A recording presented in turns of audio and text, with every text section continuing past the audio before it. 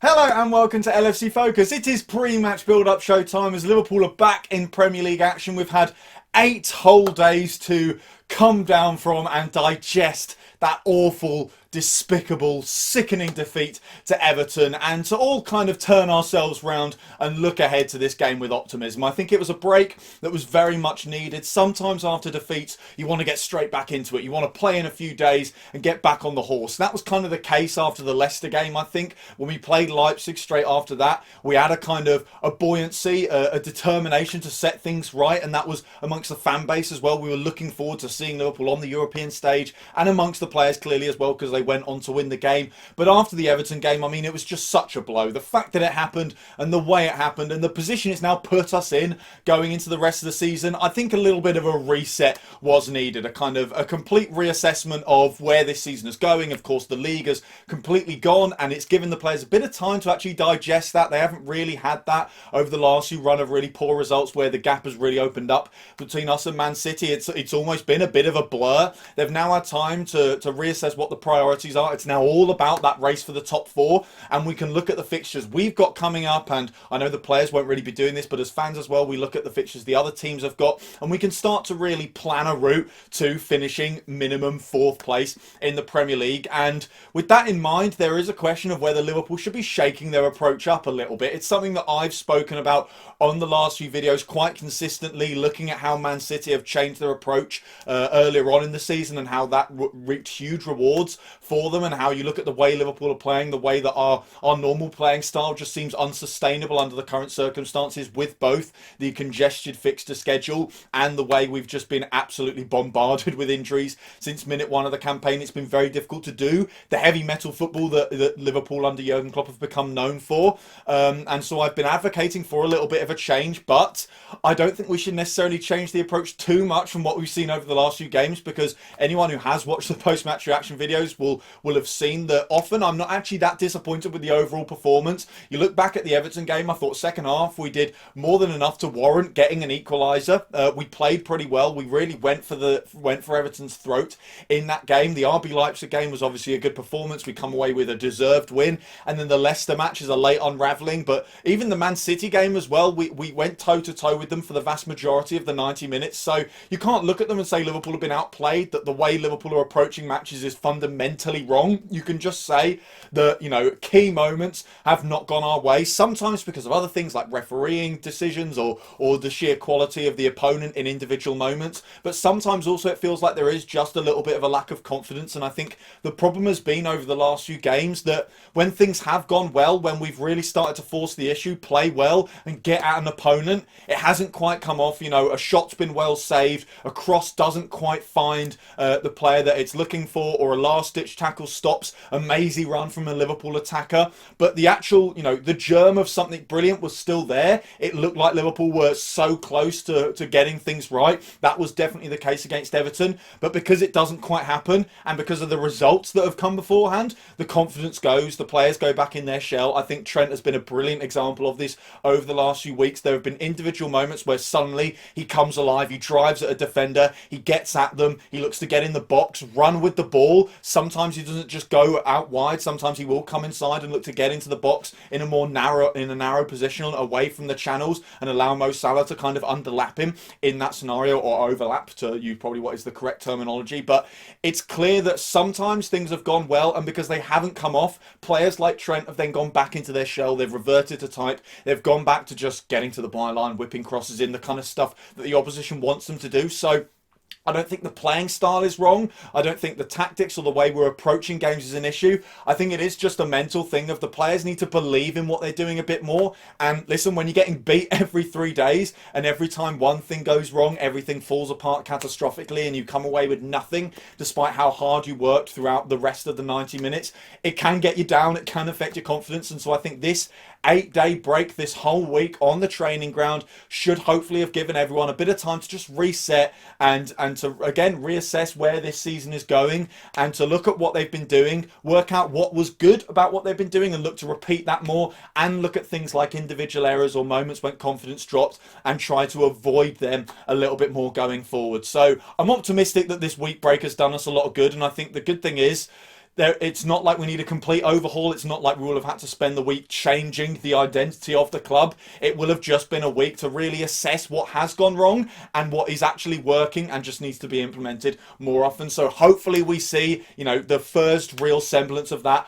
on the pitch on Sunday. In terms of the players that are going to be available to try and enforce that, we had a fair amount of team news in the press conference today. The biggest boost, and I think the one that hopefully most of you will have gone on to by now, is the fact that Diogo Jota is back in training. He's not just on the grass. He's not just doing reduced sessions. He is training the same as the rest of the team. And even though obviously it's been a long layoff, so you'd expect the club to take very few chances, and he's come back pretty late with regards to the game being played on Sunday evening. I didn't mention that at the top of the video. I believe it's the 7:15 kickoff on Sunday, but either way, it's one of the late games in the weekend. So it's a little bit fine in terms of whether Jota will be able to start in the game, but from the way Jurgen was talking about in the press conference, he seemed like he was almost struggling to hide how pleased he was, how happy he was with the way Jota's returned, and that is a boost as well. With the form he was in before he got the injury, there is kind of a worry that maybe that was a purple patch and he comes back and he's not the same player. But from the small things that we've heard from Klopp so far and what we've seen from training as well, the club put out an inside training video. If you haven't checked that out and you want to have a look at what players were getting involved and what drills they were doing, then feel free to have a look at it. It was pretty interesting to see what's going on at the training ground at the moment, but he looked sharp, he looked in tune with everyone else, and that is of course fantastic, because the sooner we can get him back in the side, the better. We all know how important he was to Liverpool in the early stages of the season, and he could have a huge influence on the battle for the top four as we head into the run-in. So great news about Diogo Jota. I think it's pretty much certain that he plays some role this weekend, especially given the fact we then play Chelsea in midweek after this. You want him really to be starting that game, to be perfectly honest. You want him as an asset available on the pitch, so it makes sense to try and get him at least some minutes in this game, although we maybe will be a little bit cautious in terms of playing him from the start. But that is obviously a huge boost. Kate has now had a bit more time on the training pitch, a full week and a half or something like that, of course, since he first made his comeback in full first team training. So hopefully that means he's now completely fit and firing for this one.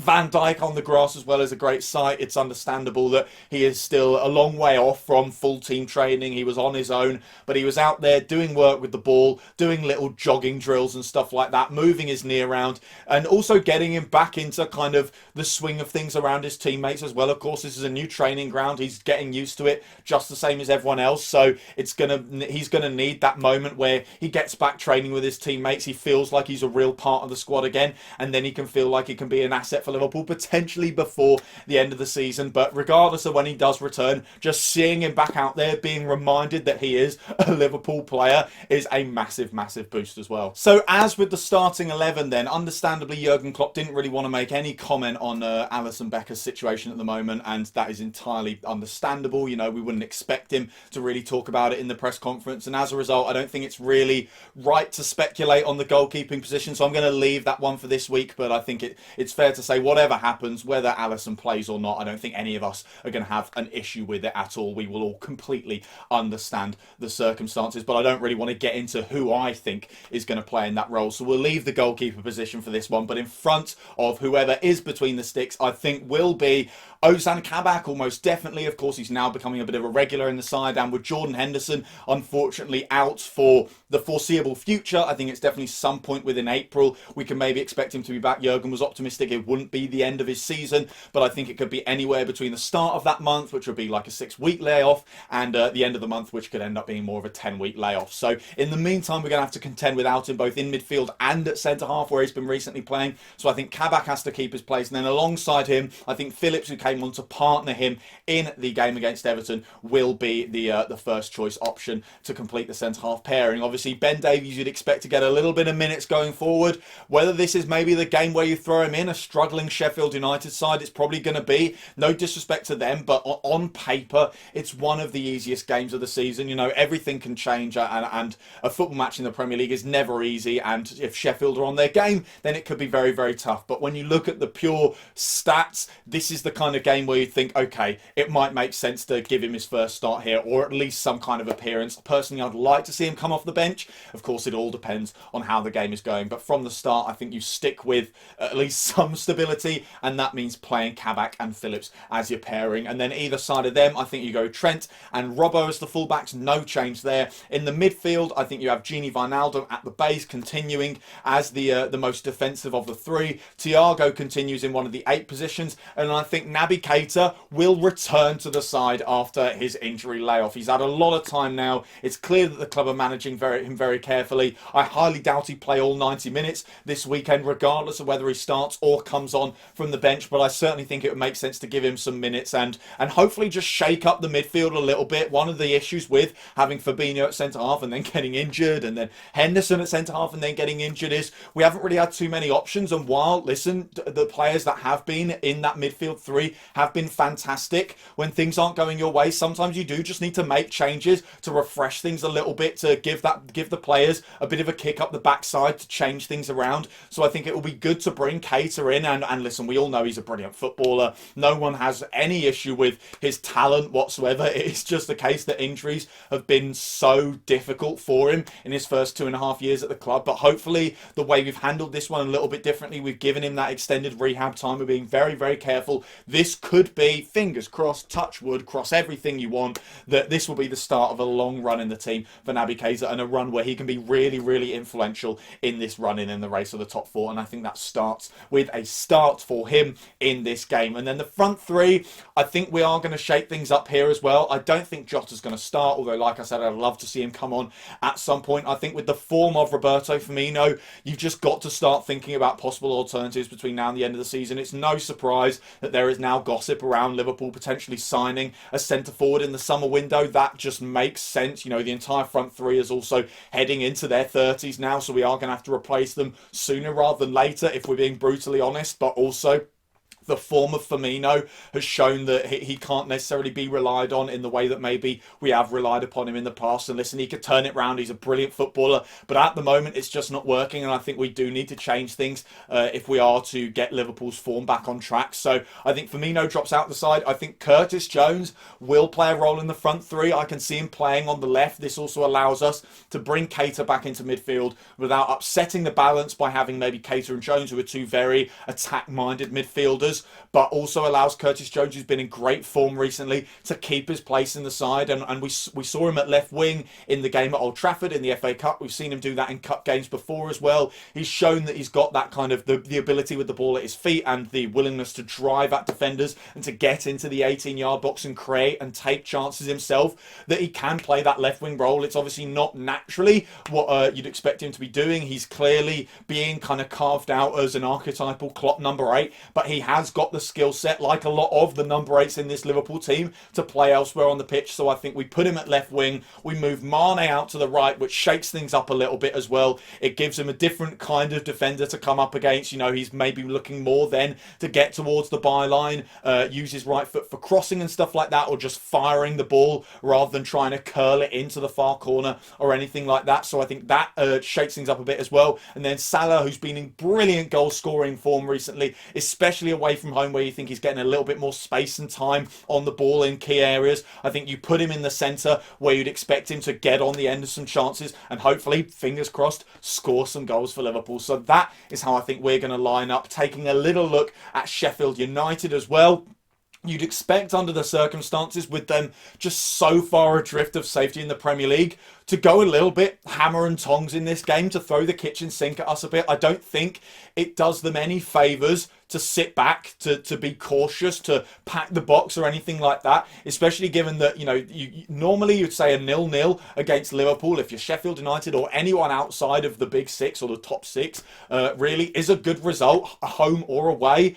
But under the circumstances they're in, you know, they are so far away from safety. A 0-0 does them no favours. It's worthless to them. A point is not enough. Whereas a win against Liverpool would be, you know, coal in the fire. It would give them a little bit of belief, a little bit of a morale boost that maybe, just maybe, they can mount one big charge towards safety. I don't think it's going to happen. I think they are dead and buried pretty much. But as a result, I don't see why they'd want to sit off. It's also not their style either. It doesn't suit them at all. They've they've been hit by injuries as well, especially at the back. Pretty much their entire first choice back line isn't available. If you look back to the defence particularly, that was so important and so effective for them last season. So it's sort of like the situation West Brom are in now, where they don't necessarily have a very good back line, and the way Allardyce is trying to play by being very compact and allowing the opposition to have the ball and to come at you and be very close to your goal is almost counterintuitive for West Brom, because their back line just isn't good enough to do that kind of thing, and it means they're conceding more goals as a result.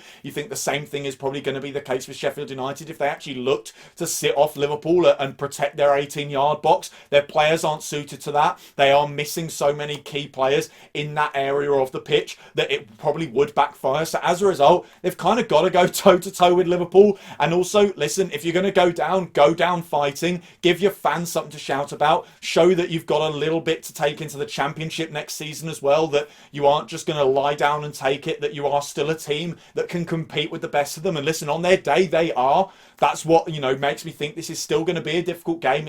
We're not going to roll them over. I'm not looking at this the way I would look at playing the current West Brom side. I know we drew with them, but I'd look at that game and think, listen, they're rubbish. We should be beating them. Sheffield United on any day are a good footballing side, and it's kind of just the case this season that pretty much nothing has gone their way, and we know that feeling. It's the same with injuries as well. It's hit them pretty badly, but I do think because Liverpool are just the better side and Liverpool need these points more, I think Liverpool are still going to come away with the win. Hopefully, we can get things back on track. Hopefully, you know, these good performances are finally going to turn into a consistent run of wins as well. That's what's really important. I don't want to just beat Sheffield United and think, oh, great, we got a good result, and then we go and lose to Chelsea and then lose to, I think it's Fulham next weekend. I want to see Liverpool actually put a run together now, because if we are to charge for the top four, we need to start hitting some serious form and giving those teams both above us and below us in the table something to really think about. So hopefully we can kickstart that with a win against Sheffield United. Let me know how you think the game is going to go down in the comments below. Apart from that, that is all for today's video. So thank you guys very much for watching. If you did enjoy the video, as always, you know what to do. Hit the like button down there. Hit that subscribe button there if you're new around here. Check out some of the other videos that have been out on the channel over the past few days. Don't forget to follow at LFC Focus TV on Twitter. And I'll be back on Sunday evening after we've hopefully bagged 3 points in Sheffield. Until then, bye for now.